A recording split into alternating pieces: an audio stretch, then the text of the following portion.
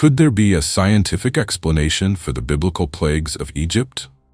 Welcome back to Ceylonia Blue, where we explore intriguing topics that spark curiosity and conversation. Today we're diving into a fascinating question. Could there be a scientific explanation for the biblical plagues of Egypt? The story of the 10 plagues, as recounted in the book of Exodus, has captivated audiences for centuries. From rivers turning to blood to swarms of locusts and darkness covering the land, these events are both awe-inspiring and terrifying.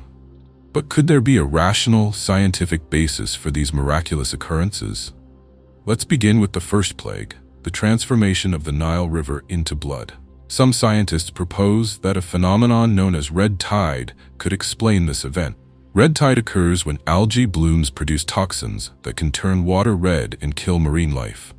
This could have caused the Nile's waters to appear blood-like, impacting the fish and making the water undrinkable. Next, we have the plague of frogs. After the Nile turned red, it's believed that the frogs, desperate for a new habitat, could have emerged en masse. A sudden surge in frog populations could lead to mass migrations, overwhelming the land. This phenomenon is not unique. There have been recorded instances of frogs appearing in large numbers after environmental changes. The third plague, lice or gnats, could also have a scientific explanation. Some researchers suggest that the conditions following the first two plagues created an environment ripe for pests. With decaying fish and a sudden abundance of frogs, it's plausible that lice or gnats could have thrived in the disturbed ecosystem. Following the pests, the next plague brought disease upon livestock. The unsanitary conditions created by the previous plagues could have led to widespread illness among domesticated animals. This aligns with patterns seen in outbreaks of disease in livestock, especially when their habitats are compromised. The fifth plague was the plague of boils. This could be attributed to the spread of infections, possibly exacerbated by the stress and unsanitary conditions caused by the preceding plagues. With weakened immune systems and contaminated environments, it's easy to see how such an outbreak could occur. Then came the hailstorm, a natural phenomenon that can certainly be explained by weather patterns. Severe storms can produce hail, and it's conceivable that a particularly violent storm could have devastated the crops of Egypt, coinciding with the timing of the plagues.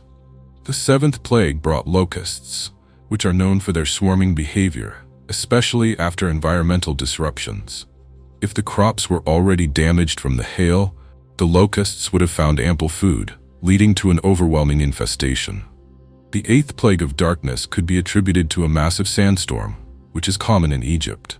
Such storms can obscure the sun for days, creating an eerie darkness that could align with the biblical account.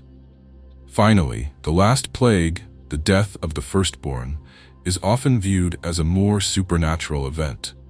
But some theories suggest that it could be linked to a disease that affected the firstborn children, possibly related to the environmental and health crises caused by the previous plagues.